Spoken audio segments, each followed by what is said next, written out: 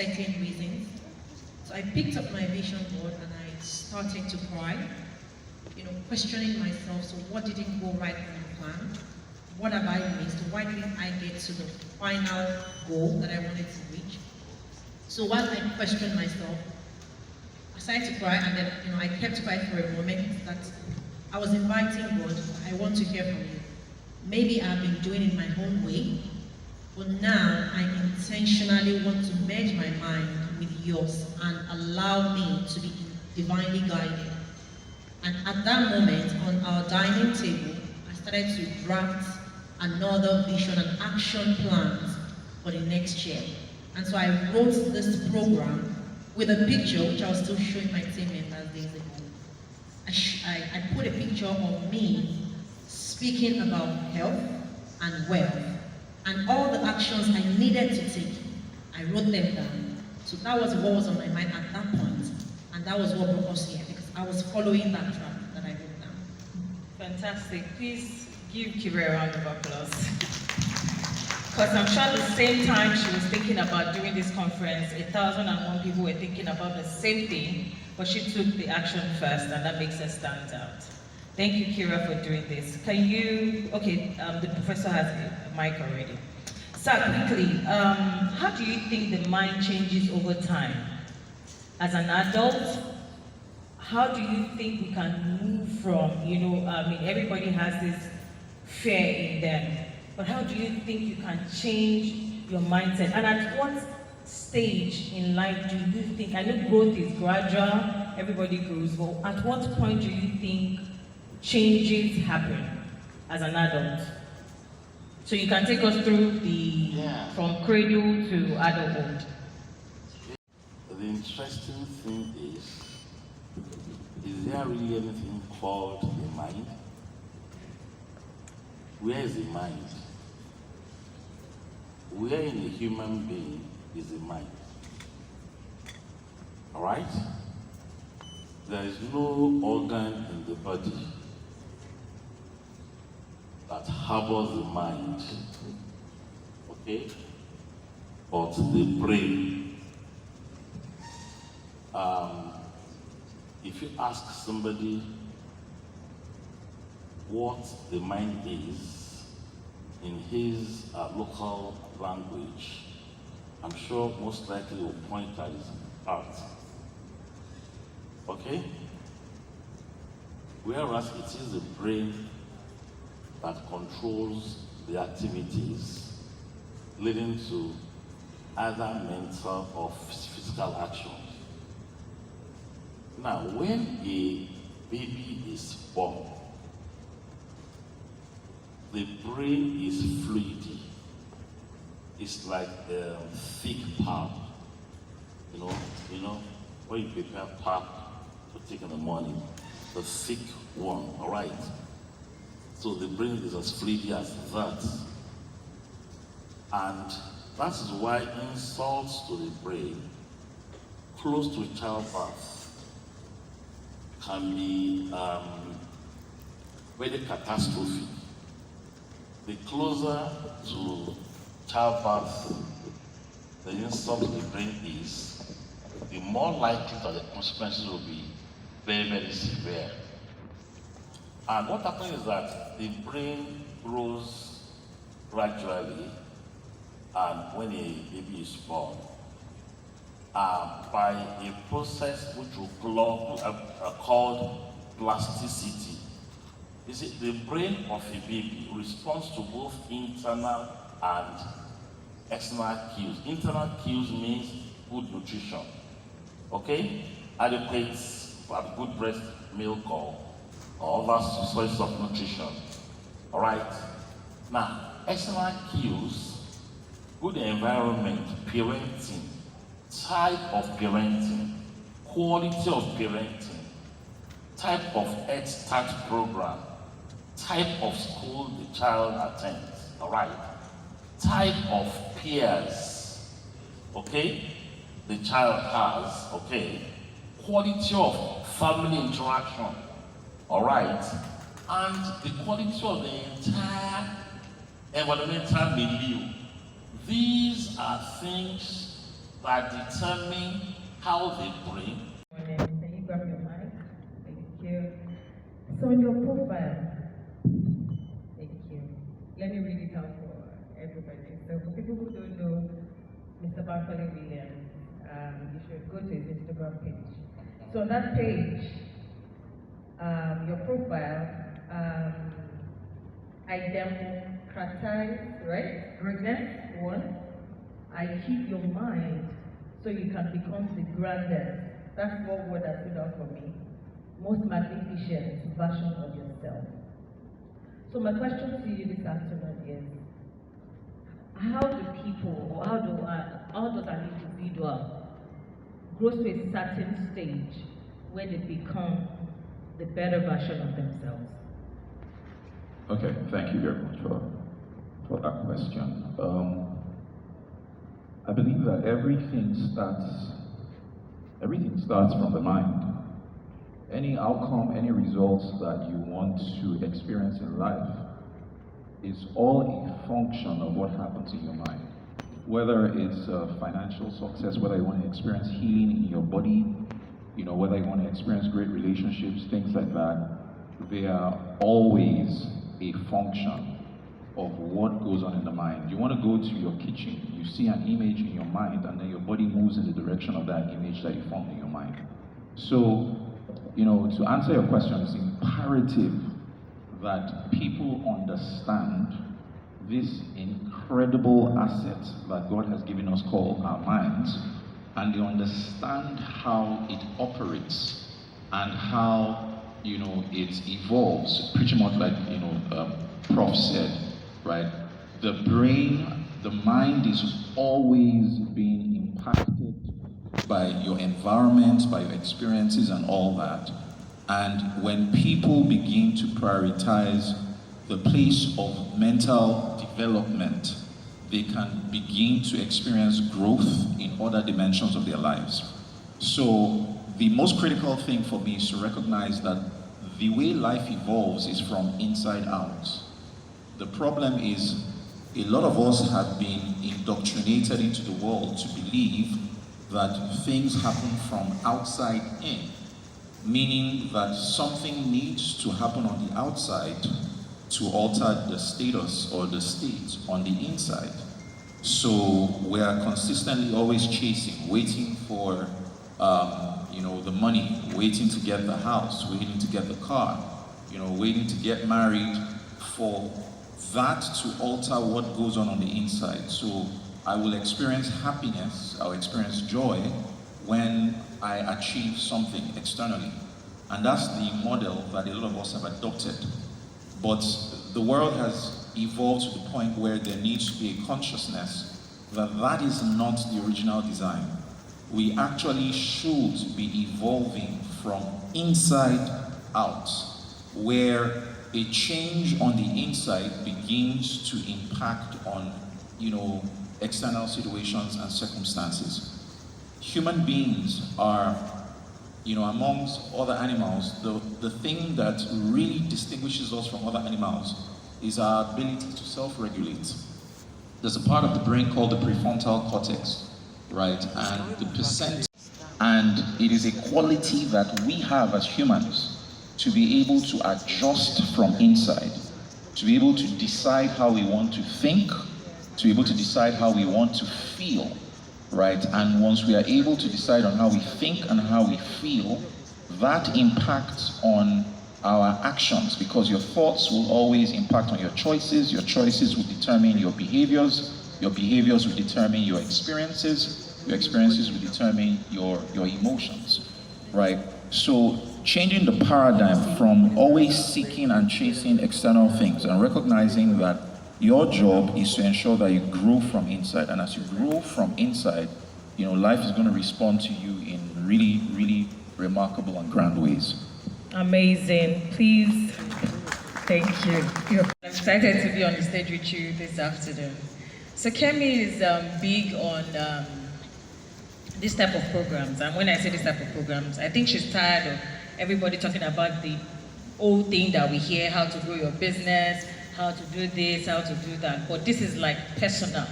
And being a personal development coach, Kemi, do you think that there's an awareness on personal development out there?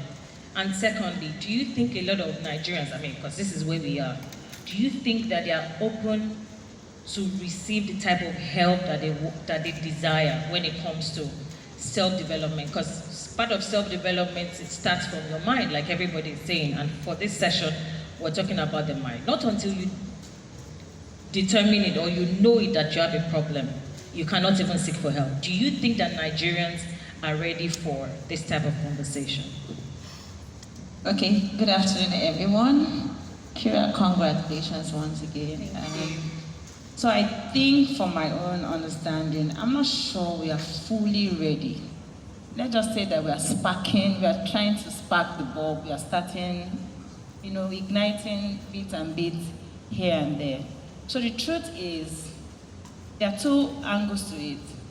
Is either we know it and we are trying to live in denial, or we don't even want to be assessed.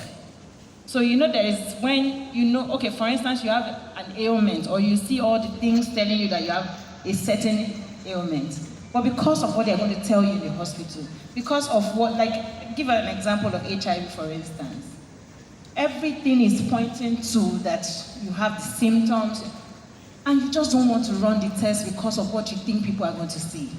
But telling it and going for that assessment, you will get something to help you while you are, to sustain you, that you don't die or it moves from HIV then to AIDS. So I think a lot of people are not ready. I gave an example at one, I was speaking somewhere and I said, have you ever been to a doctor and the doctor asks you, what's the problem? And you say you don't know. And the doctor will be like, what are you doing here? If you cannot even identify, you can't speak up about what is wrong with you, you can never get help. So it's important, I think we are not fully ready for self-development from my own perspective, because we have not even sat down to analyze where we are. It's like Google Map or who you ask on the road. They will ask you, where are you going to? I'm just going somewhere. Nobody can direct you and you can't go further from there. So we are not even settled. I think we are just very busy. Where are we? What's the next thing? Like Kira said, that she had to analyze herself for this program to happen at the time. Looked at her mood board, and she said, oh, I have this, and then she had this interaction personally, maybe with God and all of that, and then she started moving step by step. If she did not take time to sit down and find out where she's supposed to be as at this moment, she won't be able to do this. So I don't think we are fully ready, because we are not, as Nigerians, generally we are not settled people. Everything is just calling for attention. So I think for us to get to that point, we need to be settled, know where we are, and then that will give us, that will be the compass to where we are headed. Thank you. Thank you, Kemi. Please. Thank you. So Kira, to you, how do we all awaken our millionaire mindset? Okay, thank you. Like everyone has said, everything happens from the mind. And one of my usual sayings, which you must know, is that no one is coming to save us. If you don't already wake up already this moment and identify who you truly are, what you truly want, and who you need, you have not awakened yet. So what awakens you is to answer the questions around, why am I here? Where am I headed? What do I need? And who I need to go with? So there was a point in my life where I was handling businesses. And I felt that, I'm sure you know, I had about 6 businesses I was handling, from family business to personal businesses. And I felt like, oh, I was big, I'm okay, I have some money, some change in Naira. And when I moved into the UK, I was struggling to sell very cheap courses. And so I told myself I didn't want it to be here. So the point there was I identified where I wanted to be. Now, how do I now get to where I want to go? I had to allow myself to be vulnerable. I shared my problems with people who are already doing what I want to do. I wasn't competing, because there was no point competing where you can't compare, and which is what so many people do in their private places. You see people who are doing what you want to do. You have to collaborate with them and learn. In doing so, you can intentionally grow. So I would say for me, it was to identify what I want and how I want to get to where I'm going. Absolutely. Thank you.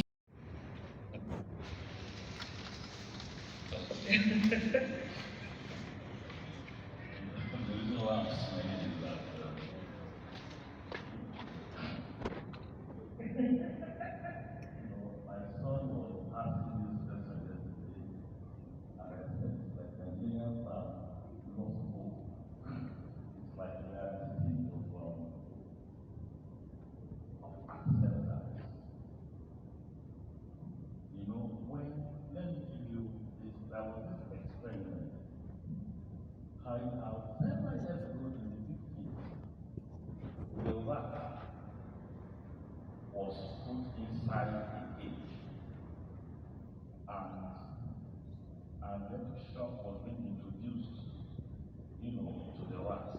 So the rat was running around, dodging the shock. It's like there's chaos all over the world. Let me tell you today. And something is missing here, unlike you have in more developed countries. And that is the role of psychologists. In most Western countries, in your workplaces, you have psychologists. In schools, you have psychologists. Tell me any setting you have people who engage you in what? Talk therapy. Talk. What am I trying to say? There are various positive coping strategies to advise my clients. The first thing is you need to avoid the negative ones, so you will not add to your woes. And the most dangerous coping method is alcohol and drug use.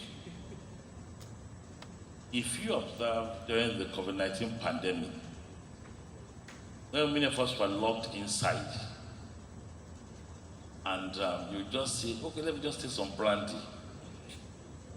Following day, honey, give me some brandy. 4 days, I need some brandy. And I know people that by a month they have developed alcohol dependence because of negative coping strategy. Do you know that during that COVID-19 period was the time I wrote my first textbook in psychiatry? I've been the first Nigerian to write a textbook of psychiatry, 60 chapters. I wrote all the chapters myself during that COVID-19 lockdown. That is positive engagement. You must stay focused and utilize what we call positive engagement. That is, you look at what you can do to stay focused using your own personal resources, not depending on any other resources. Don't depend on external resources. Number 2 is do not be greedy. When a man is greedy and you have maybe 2 slices of bread, but you don't want to share it with somebody, you quickly put everything in your mouth. You know, that is being greedy. Now, I'm not even talking about greedy in terms of food now. Do not engage in things that you yourself cannot handle. That is, don't rely on others. Do not, okay, you want to set up maybe a party, okay? You know, we are planning a party for some. Focus on your personal resources, all right? In the morning. When I was coming here this morning, my daughter-in-law said that she would like to follow me to Lagos because she has something to do. In Lake, I said, okay, let's go together. I'm sure that about 2 or 3 months ago, she would drive after me. She would say, oh, Daddy, you know what? Let me test my car and see which one moves faster. Okay. But today we had to come in the same car. I dropped her. She even accompanied me here. That is, you need to do a lot of planning so that you operate within your resources.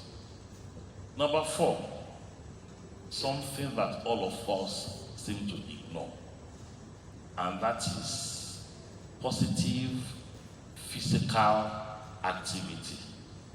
Through what?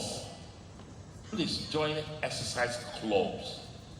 All right? Clubs that you engage in physical activity. All right? Because that thing promotes mental health. Use your gymnasium at home, all right? Or if you have one in the community, you group together, okay? And you do your gym activities from time to time, because evidently, when you exercise, you exhale a lot of carbon dioxide. Carbon dioxide, when you have so much of it in your body, is a cause of panic, is a cause of anxiety. So when you exercise so much, you are less anxious. Even when you are faced with a difficulty, you are always relaxed and you can plan. That is regular physical activity. Number 5 is there is evidence that religious affiliation has positive effects. Religious affiliation has positive effects. Please be careful, because that statement is very risky. If you go to certain, I'm a Christian, okay? If you go to certain churches, they will say, oh, there is a demon operating in this church now, and there will be a tumult by next week. You know, that is, we have, when I talk about religious affiliation, I'm not talking about listening to sermons that provoke anxiety, that provoke depression, that make you feel sad or threatened. I'm talking about being united, okay? Using a common front to pray. Churches, okay? And perhaps the mosque. I don't know about that. Now, very importantly is the need for good nutrition, okay? Low calorie, high fiber, with a lot of water. A lot of water, okay? Low calorie, high fiber, with a lot of water, very important. And there are many antioxidants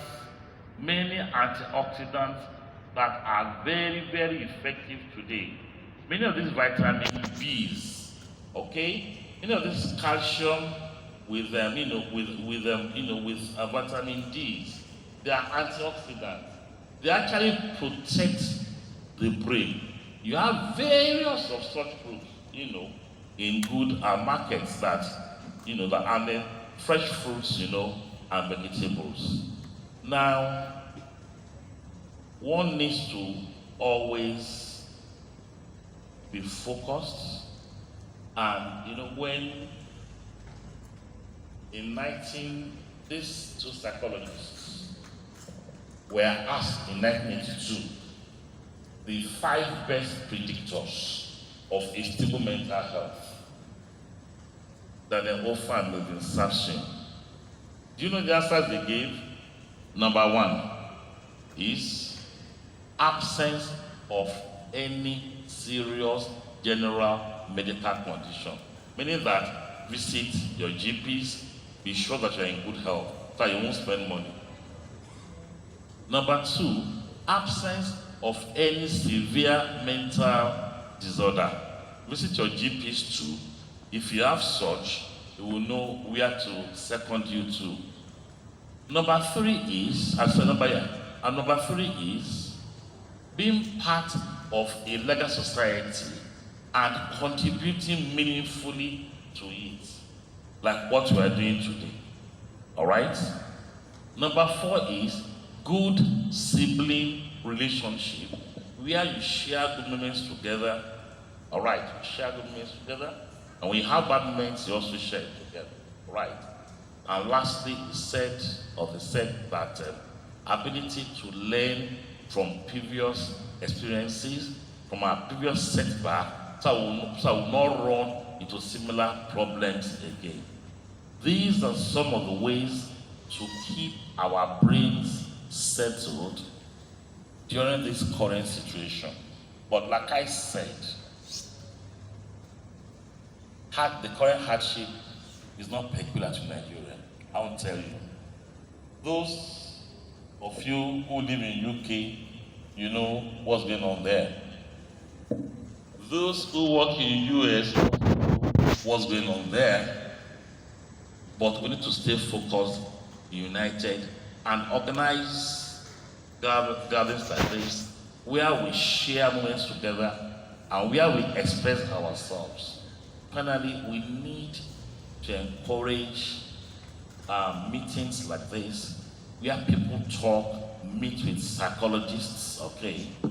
And there's a need to promote the use of psychologists in various workplaces and different settings in Nigeria. That thing is grossly lacking in this country. Thank you. There, and then somebody steps on you. Right there in that moment, and maybe the person is wearing like these heavy boots. Right there in that moment, the blood is going to flow to your head. You're like, you want to rage. And guess what? The person doesn't even have the courtesy to apologize. The person continues going.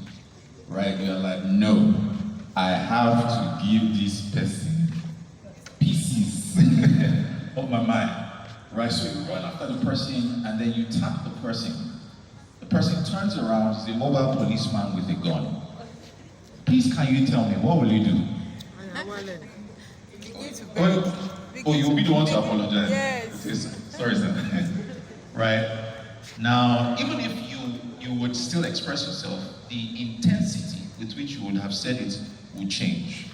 Now, that is proof that you have the power to control. In the moment when he stepped on you, you felt you didn't. But the minute you saw some other stimulus, it occurred to you that that capacity and that power is there. So the first thing that I always try to get people to understand is that the power to self-regulate is your unique selling point. It is something that already exists. But if you are not aware of it, it does not exist for you. What you are not aware of, what you choose not to be conscious of, right, doesn't exist for you. So if you possess something as power, but you are not conscious of it, it is powerlessness. So the consciousness of power is power. So the consciousness of the capacity to regulate from inside is power in itself. So that's the first thing, right? So yes, definitely we can decide what happens, from inside out. The question now is, so how do we how do we make the adjustments? How do we ensure that we can regulate? You know, we've been given another power, which is the ability to assign meaning to things, right? Everything that happens to you is not, it's not a function of what happens externally, it's a function of the meaning that you give to an event. Two people can be walking on the same road, having the same experience, but the meaning that they give to what they are experiencing or the situation will determine what goes on the inside of them. Two people can be walking on the same road. One person will see everything wrong. The other person will see everything right. One person will see all the problems. The other person will see all the opportunities. I remember a friend of mine was telling me he went to the airport to pick an Indian, right, who was coming to Nigeria for the first time. And they were driving from the airport, you know, to I think somewhere on the island. And he said that this Indian man was seated in the car and he was just looking out. And he was just saying money. He would look to the left, you see, money. He looked to the right, say, money. You know, there were other Nigerians in the car. And they were looking and wondering, should we are sharing money outside? And there was this guy saying that we're not seeing. But this was this guy's first experience here, and things that we had normalized that just seemed regular, he was seeing the opportunities in that in the thing. You know, they engage and we said, sir, it's like you're seeing what we're not seeing. And the guy is like, man, you guys have so many problems that I can create solutions to. So I'm just seeing the opportunities to make money, right? Now, we in this country, we agonize about our problems. Some other people come here, they organize solutions to our default human behavior is to find the negative. Science has proven that the average human being thinks about 60,000 thoughts, but for the average human being, 80% of those thoughts are negative. So if you are not careful and you go by default, you will always see something wrong. So it's you recognizing that it is your responsibility to assign meaning to an event. I think it was Aristotle that said Shakespeare. He said, there is nothing good or bad. It is thinking that makes it so. I'll take that again. There is nothing good or bad. It is thinking that makes it so. So you have an experience. It is what you think that assigns the meaning to that experience. Some other person would have that experience and see something good in it, whereas another person will have an experience and see something bad.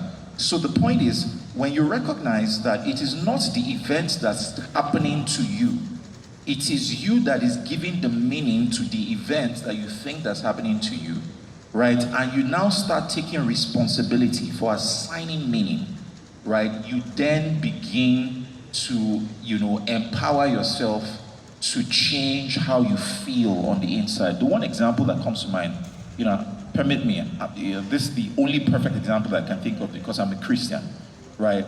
One guy was nailed on the cross, and he had done so much good to these people. But these guys, they decided to flog him, right, with these whips that had, metal spikes on the end, right? Flogged him God knows how many times. And he had this one opportunity to just change it for them. Do you understand? To just change it, because he had this one access to the big guy upstairs, right?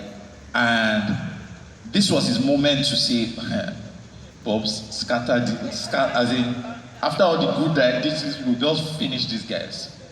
Basics in public health. Hearing that, I just wanted to know what was wrong. Because knowing what was wrong now steered me to a direction to take a solution. So for me, I would say we need to heal first. Because if we don't truly heal from maybe past traumas and change the state of the mind and accept what you cannot change, or submit to whatever it is you cannot do. Because at that point in my life, I knew that I couldn't do anything about the situation and I wanted to feel better. So when I was diagnosed already, I then decided to also look outside of what people are saying, especially the cleric saying that I had spiritual attack. So I took his advice as to taking talk therapy, and he had booked me for a talk, which started to change the mind gradually. So what's the question again? I know you wanted me to share. Resilience, how do you... So now the resilience is, whatever you take into the mind, whatever you're taking into the mind is inspiring you to take actions. And for that reason, after my healing, after I became calm, I think it changed the thing in me. And you know, Doctor was saying about when you exercise more and you eat better, you begin to take better actions. So that was it for me. I started to reason differently. And that year, I decluttered a whole lot. I turned off my phone, changed my numbers, stopped talking to my old friends, found myself before I reconnected to the right people that fitted the circle. So it was a journey that I was so serious about, because again I say, no one's coming to save me. I'm a very focused person, and I know that I deserve a better thing in my life, and which is what I'm also telling everybody to know, that they deserve better for their life. We're always too comfortable with what we have. It can be better, and we cannot always know it all. So the resilience for me is the vision for my life. It became clearer what I want, who I need, where I'm headed, and how I will get there. And I have a plan for my entire year. Every year, by December, I'm going to have an entire plan. And if anything doesn't work, I go back to God, because I have that alignment with God. And I ask questions in my meditation time every morning, and I get answers. Because as we speak to God through prayers, God's speaking to us through meditation. And one of the things my husband usually says is, it's about time where we pick meditation and not medication. Fantastic. Did you hear that? It's a contact you right after the session as well. Sir, do you think that the society, and when I say society now, this includes our families, friends, the schools that we attend or that our children attend, churches, mosques, preach enough about the mind, our state of mind? Because honestly, I don't think that they do enough. And of course, at what point do you think the society should begin to talk about, everything is just education, you must learn math and English, French, Yoruba. At what point do you think there should be maybe a therapy class from, cradle, to primary school to secondary school? How do we inculcate this into our curriculum as a school? That's one. Secondly, how should a family inculcate sessions like this? I would, before you answer, I'll quickly share one I knew when I was young. There was a family who was our neighbor, and every Sunday, the father would call the whole family together and say, what did mommy do to you from Monday to Sunday? They will share, they cry together, and and I picked that up, and I do that with my own family now. At what point should the family inculcate these sessions in our homes, as well as churches, schools, and all of that? Everybody, every arm that it's in a society, at what point do you think we should include this? So you have 5 questions for me. It's not 5. Society is large, family, school, church, mosque, however. Okay, now before I answer that question, I want to make reference to something said by Mr. Bakoli, and that is self-regulation. Once you lose your ability for self-regulation, that person has a mental health problem or is acting under influence. It's very important, because there is this law that we use at the law courts. When psychiatric patients commit offenses and want to know whether they are guilty or not, it's called police at the elbow law of irresistible impulse. Police at your elbow law means that if the policeman holds your elbow, will you go and kill the person? And you say, yes. That person has bipolar, there's a seizure disorder, I'm not saying that, but has a mental health problem. And so, which means that, please, all of us, we need, no matter what, to be able to control ourselves, both physically and through utterances, because that means a lot. When you have to reply every statement, and you don't know when to talk and when not to talk, it is a problem. Now, let me answer your question. So let me start with the society theme. So what should I say about the society theme now? Okay, so the question is, for therapy sessions, because I heard Kira mention it, that she had to speak to you for the therapy session. Yeah. I know that the society shies away from this issue. That, I mean, there's something wrong with you. Like she said, at some point, people didn't even believe her that there was something, but she knew that, she wasn't okay. Thank you. I think the major problem we have in this part of the world is the stigma so much alluded to anything mental health. And that's why this conference is awesome. In fact, it's so thoughtful of you. So thoughtful of you. Because if 1 out of every 5 persons has a mental health problem, that's huge. That's a lot. Meaning that if I have to sit everyone down here, okay? Meaning that at least about a fifth here, I will diagnose something. I'm not saying madness in any case. Okay, could be anxiety, could be adjustment disorder, could be acute reaction to stress. I will find something. So the stigma alluded to mental illnesses or mental health issues is one of the major reasons why the society is averse to giving prompt attention to issues like she just described.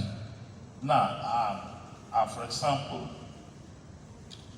there is a misnomer that mental health issues are caused by the spirits.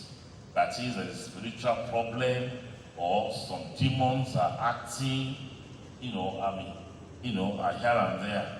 And may I tell you, the prevalence of mental disorders is the same in Nigeria, as in Canada, as in the United States, as in the UK, as in China, as in Norway. So where are the wizards in Norway? And where are the demons in China? That's what we need to understand. In fact, wrong versus a patient that has severe mental disorder, schizophrenia, and is hallucinating. Isn't there a commonality? But the difference is that God is orderly. You will still see that orderliness when one is having a spiritual experience versus a psychotic phenomenon, because our God is not disorganized. He is orderly. But there is a problem. Many spiritual homes these days have messed the whole thing up. Alright? They've messed the whole thing up.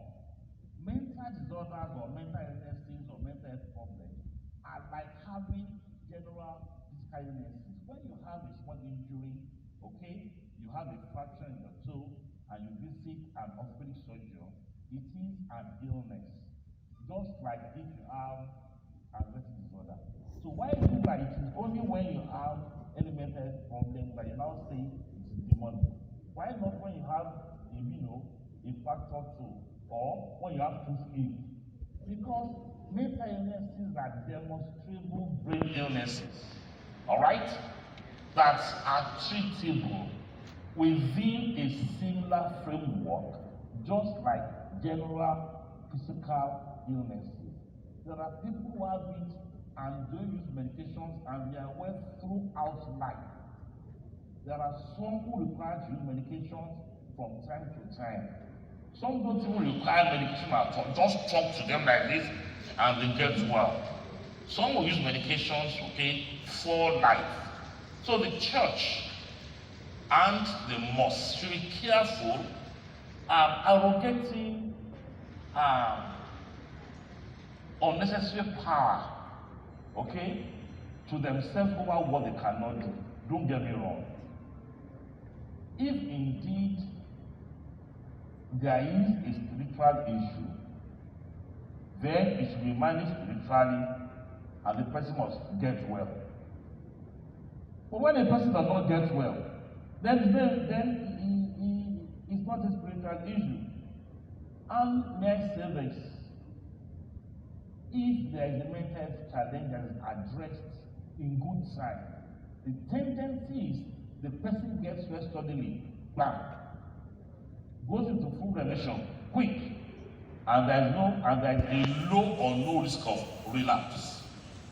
But if you have a mental health problem that is unattended, who actually was a diplomat, do you know that? I never accessed formal mental health care until his illness got to a point when he was defecating publicly, during the church service. Because they were always saying that it was a demonic issue. Because in his family, he is a first graduate.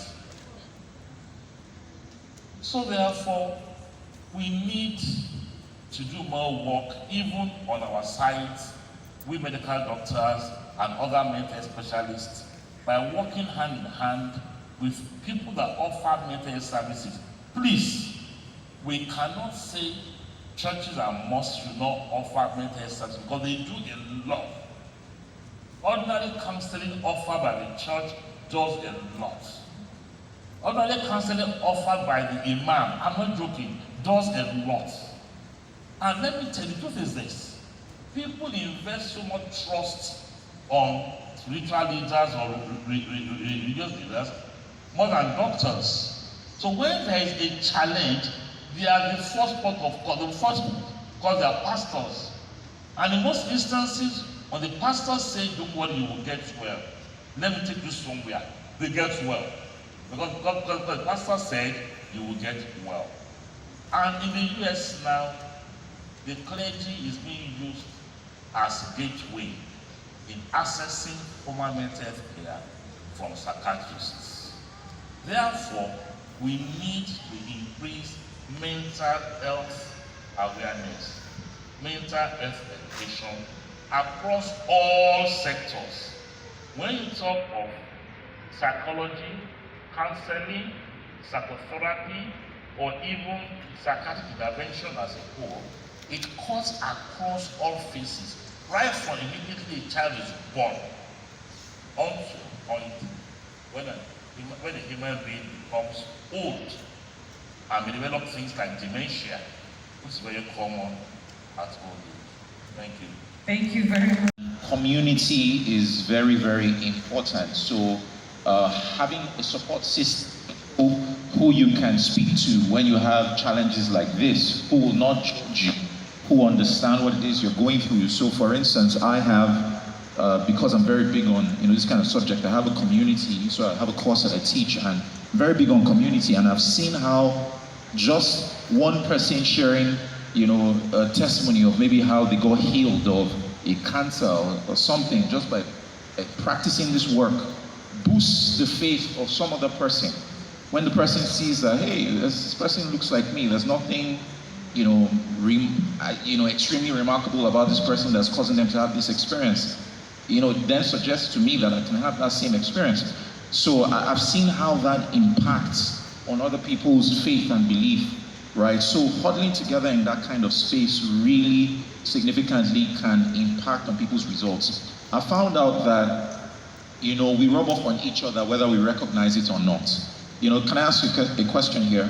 Have you ever maybe speaking, have you ever caught yourself speaking to somebody who has an accent, maybe a Caucasian or something, and then you notice that you started adjusting your accent? As in, you started speaking for Phoneme. Has that happened to you before? Right? It's not like you intended to, you just found yourself. In fact, you were shocked. You were like, ah, maybe this. Right? The person rubbed off on you. And that's the power of the collective, without you knowing, being in an environment with people who have like minds, positive-minded people, people who affirm themselves, people who don't talk down on you, right? People who believe the best of you. That kind of environment would always boost you. So I always tell people, be very careful with negative people, people who talk down on you, people who have nothing good to say. There are some WhatsApp groups that some of us are in, and in fact, what has happened in one part of the world, right? An explosion, something that happens, it's always on that WhatsApp group that is shared first, before even the news station carries it. And there's something sensational about being there, but the question is, what is it doing to your own energy? It's causing you to be negative, right? So be mindful of those kinds of communities, right? And put yourself in spaces where you find people who are spaces like this, like what Kira is doing, and hopefully she has a community where you can be a part of. So post this, you are consistently being exposed to positive information that would empower you and will keep you going, right? I think that is so key and should not be understood. Amazing, thank you so much. So, what is anticipation? Anticipation is the energy I get when the outcome I expect is desirable to me. So if you, for example, if you all came here today, you are super pumped to be here. You were super energized. You were full of anticipation because you wanted to learn. So that is anticipation. And for those of you who are in business, if you can create an environment for people where they are anticipated, where they feel like they want to do business with you, that's what you want to do. But what happens if you focus on the negative aspect of the fact? Well, that creates doubt, and that creates a feeling of anxiety. So, what is anxiety? The reason why you have less sales at the moment, the reason why people say no to you, because you create more anxiety in them than anticipation. So it's really important to understand this formula.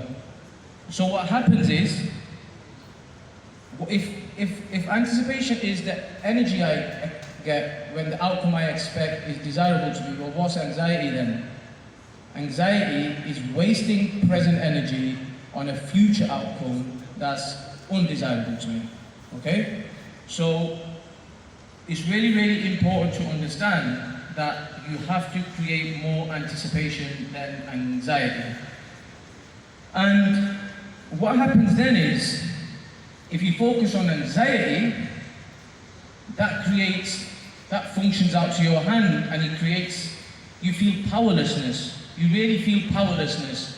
You feel like, I can't do this thing. Why can I not do this? And you have all these thoughts. But if you focus on the positive aspect of the fact, and you manufacture a faith, well, that creates a feeling of anticipation. Well, that will give you power. That will give you power in your hands. That's when nobody can stop you. You have a tunnel vision. Nobody's going to come in your way. You know what your goals are. You know what you are going to do. So it's really important to get to a point where you have tunnel vision.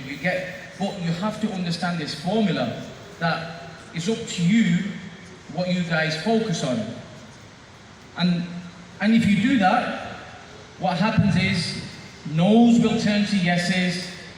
Yeses will turn to absolutely. When people say, oh, I'll think about it, to where do I sign now? Because you have created an environment for people where they feel like doing business with you because you have understood this formula. Was that helpful? Well, any questions? I'm going to take a few questions. And connecting with you, get your pens and papers ready and coming. Let's go. Awesome. A round of applause once again for EBS now, ladies and gentlemen. Oh my goodness. Okay, so Shakira would like to say something, but don't worry, Evie is going to be back on another session. later on where we're going to be talking about money. Because I think that maybe we ought to have played this video before his session, maybe that, because that video was powerful, wasn't it? I mean, just hearing his story was amazing. But he's going to be back on another session, so that's why you can't go away, because we have so much lined up for you. We're going to launch in a bit, ladies and gentlemen, but let me bring up Shakira to say a word or two, very quickly before we go to lunch. Thank you, Auntie Rocket. Thank you, Rooney. Okay, I just wanted to say that so many times we're living in the past because of what has happened and our situations, our circumstances, maybe how we were raised.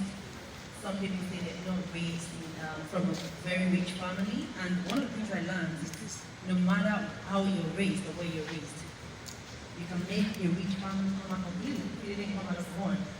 I mean, even just listening to his story, he was in prison for 10 years, and that's what inspired me to bring him on board. No matter your story, this will start from you because it's a better place, and it's right. So catch up with that journey. That's right, a round of applause. Ladies and gentlemen, you have such a bright future ahead of you, and the future starts today. So I'm so excited for you that you're here today. I know that something amazing is about to happen for you. All right, it's time to get lunch real quick. And when we get lunch, please don't go and get your food and sit down on your table by yourself. This is also a networking event. Edie said something that if you want something, you have to get close or around the people that can get you there. Proximity is so important for where you want to get to in life. You are one person away from your next breakthrough, from your next 1 million, from your next 1 billion. So you just never know who's sitting beside you. Don't think, oh, because that person just looks ordinary. Nobody's ordinary in this room. So you need to meet people. Come out of your comfort zone. If you're introverted, let me give you a few tips. Just, okay, start from name. I'm a broadcaster, so I know how to ask questions. All right, so start from name. What do you do? Those are great ways that can help you, lead you to finding out more about someone. So go to someone and say, all right, what's your name? What do you do? And be interested in what they do. Follow-up questions will come. When you're interested in what someone does, you want to ask more questions. And you will be shocked where you get to, who you get to know, exchange numbers. Somebody will meet business partners here. Somebody will meet their husband here. Amen? Okay. All right, so you just never know. All right, so we're going to get lunch when we come back. I'm going to be watching out for the intro.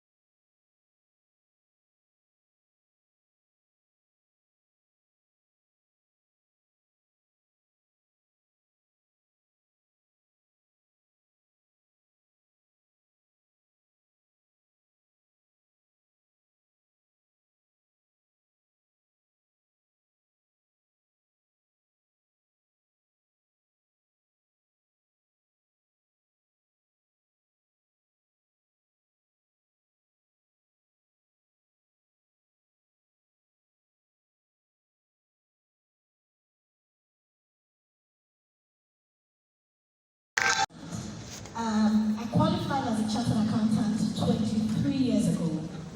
So I'll tell people that by profession, I'm a chartered accountant, but by passion, I'm a finance coach. I'll tell you why I am taking you down memory lane. When the question says, why is it important to invest in your mind? For a better part of my career, I was clueless about my finances. And I would say that a chartered accountant with scattered finances. My finances were all over the place. I was always broke. I was earning about £500,000 naira 18 years ago. And I was always broke. I kid you not. Like 2, 3, 4, 5 days after salaries were paid, I was broke. And as a finance manager back then, I would go back to my subordinates and I would write out an IOU. Do you know what IOU means? And give me some money till the end of the month. It was shameful, but it looked like I didn't have control and I didn't have a hold over my finances or where my money was going. And I would go out in church when calls were made for those who needed prayers. And I would come out and pray, God help me, these demons. In those days, we didn't use the term village people. But if it was today, I would have said village people were after my finances. Because I couldn't explain it. I wasn't married, and I was always broke. But, I took some really bad decisions along the line, and, well, thankfully, I came around, and I stumbled on a book that changed my entire life. And that's why I am here today. One single book changed my life, changed my story, took me from being a spendthrift to someone who could understand how to manage our money, how to save. And then I remember when I saved my first 100,000, it looked like, wow, so this is really possible. So I didn't need deliverance, as we would say in church. I didn't need anybody to lay hands on me. I just needed a mindset shift. And that couldn't have come if I didn't read that book, or if I didn't have an encounter that changed my whole thinking about finances. So when I tell people, about financial literacy, about the need to get their finances in order, I tell them your mind is your biggest weapon. In your mind, you can travel as far as you want. In your mind, you can imagine as much as you want. I tell people imagination is free. You can be here in Lagos, and in your mind, you can be in London, right? I tell people you can live in Otta, in Nigeria. The question is the mind and money. I think in multiple occasions, I've always said this, that wealth creation, money, it begins from your inside. It's an inside job.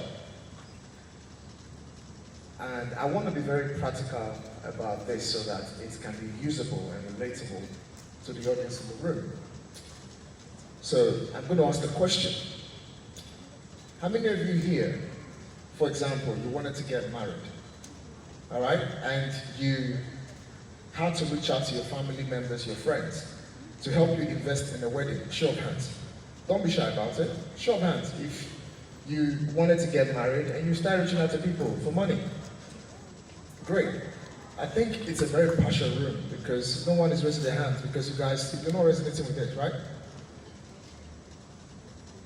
Let me speak pidgin. Who here don't want marry? Where you go asking people, make them borrow money?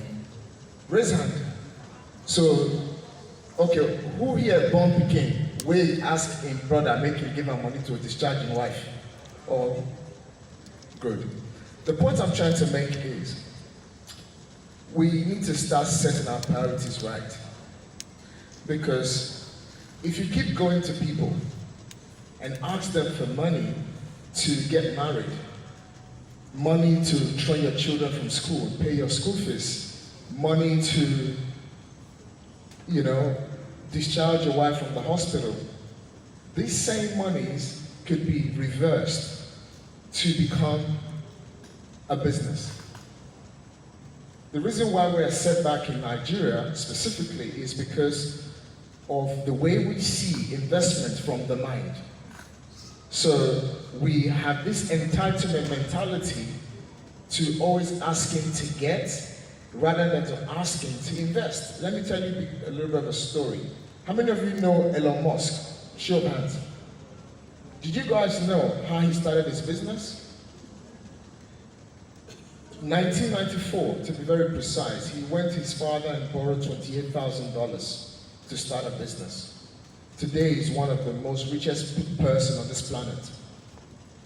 But how many of you wanted to get married and you reached out to the wealthy people around you for them to borrow you money to wed? I'm not saying getting married is a wrong thing, but getting married and asking people to invest in your wedding when you could have actually turned the case around for investment to build a life first before to build the right foundation for that child to come through. So this is where we need to start understanding that the same mindset it takes you to borrow for your wedding is the same mindset it takes you to borrow for investment, to start a business. The reason why a lot of Nigeria is an economy that is built on self-employed. People basically building their own economy. You know, you get out of this place now, you see the next woman frying akara. You see the guy doing shoemaker. But yet, we're still one of the poorest countries. It's because we don't know how to set our priorities right through the power of our mind. So the question here is, whether we're trying to be the greatest version of ourselves or whether we're trying to be better at money, it is how we see money, all right, from the mind, seeing it as an opportunity to invest, not as seeing it as an opportunity to spend. So we need to get out the spending mentality and get into the mindset of investing. So investing meaning starting a business, really making sure your business grow and thrive. So I think I'll pack it for now. Emmanuel? Hey everyone, hope you're well. My name is Emmanuel. Well done to Shakira, she's done really well. It's lovely to be on it's the value that's most important. But if you don't understand how to manage 10 naira, 100 naira, 1,000 naira, when you get 1 million naira, 1 billion naira, you're going to mess it the same way. So the important thing is that you work on yourself. You understand the principles of yourself and you invest in yourself. Someone said earlier, nobody's coming to save you. So we need to save ourselves. But even in saving ourselves, who's around you? Who are the people that you can work with? Because for me, for example, I've got Dr. Daniel here.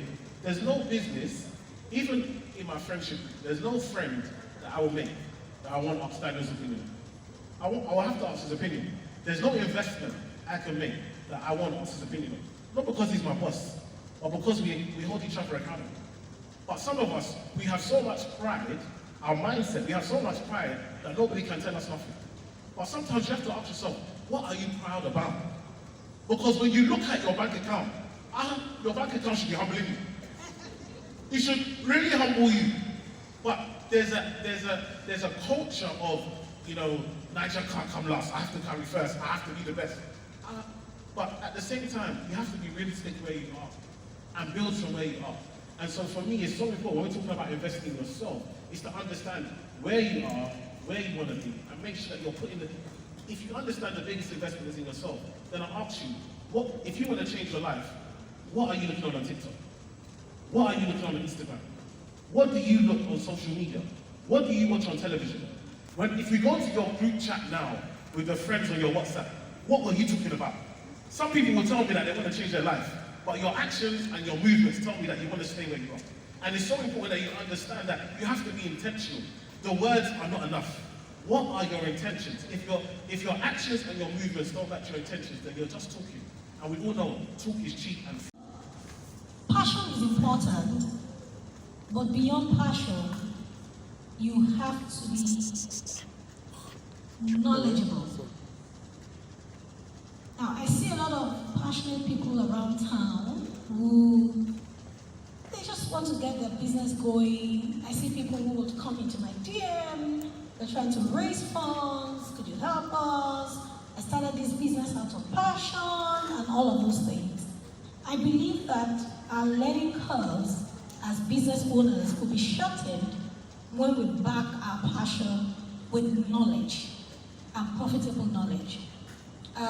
You know, as I was coming here earlier today, I was thinking about the fact that, you know, and I typed it out as a tweet, but I haven't sent it out. And I said, poverty plus pride is a disastrous combination.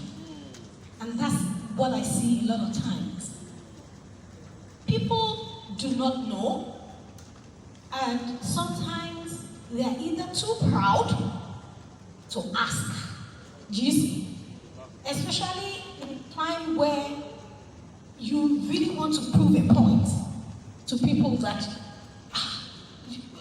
you are talented, I'm talented, we are age mates, and you're just fortunate to be ahead. Now, knowledge would shorten your learning curve. There's no need reinventing the wheel, trust me.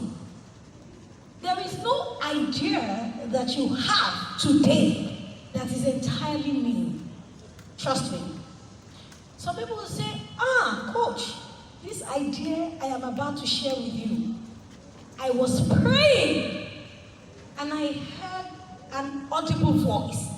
In fact, I've never heard that kind of a lie. 7 billion people. So yes, you have an idea. I'm not trying to invalidate your idea. I'm saying that there are people who have done it in different ways, who have done it either bigger or smaller, but your idea is not entirely, patented to you.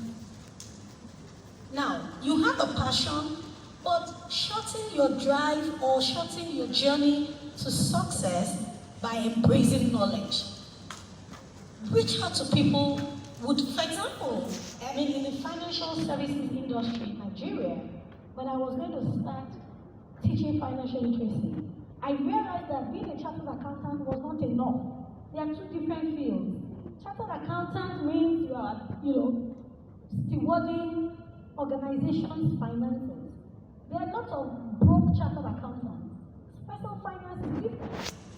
And then I went out, reached out to people who were in the financial literacy space, collaborated in some cases. Look at it, my brothers on this panel.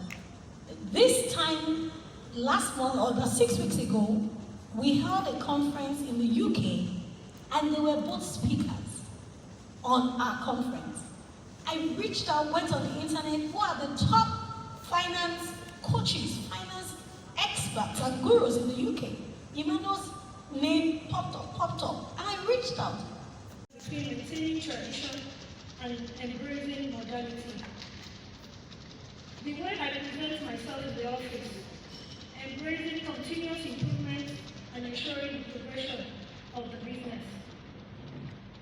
The way I understand the title of Bewaji of Lagos, it reflects this ideal. I define the word Bewaji as beauty, that radiates from within and shine on the outside. It is an honor to hold the title and be on stage talking to you all makers of the future about a value I have held so near and dear to my heart. In a world where humility is for the larger, meaning the way you present yourself is maybe the reflection we see in the mirror on social media. But living in a world obsessed with external standard of beauty, it is not surprising to see why you would believe such a thing. Beauty is not only physical appearance. In fact, beauty is not physical appearance. Beauty is you. Our culture, diversity, the richness of our tradition, the strength of our spirit, and intellect make us each uniquely beautiful in our own way, with each of us having our own different notion of beauty. Success comes from how we present this beauty. The key to achieving great heights is determined by your mindset. We have to change our mindset to be inviting of success. It is essential we understand the true beauty, going beyond the surface to reveal the value the world would ascribe to you, and on the other hand, the way you see yourself. This can be a superpower. Some people say, fake it till you make it. I would rather say, In this grand production of life, look the part you want to play. In conclusion, I would like to thank my lovely husband, Chief Razak Okoya,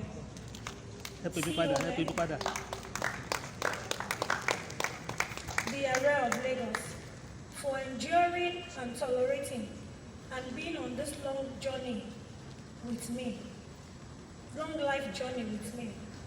Thank you for seeing the beauty of my character and allowing me to shine through in the business world.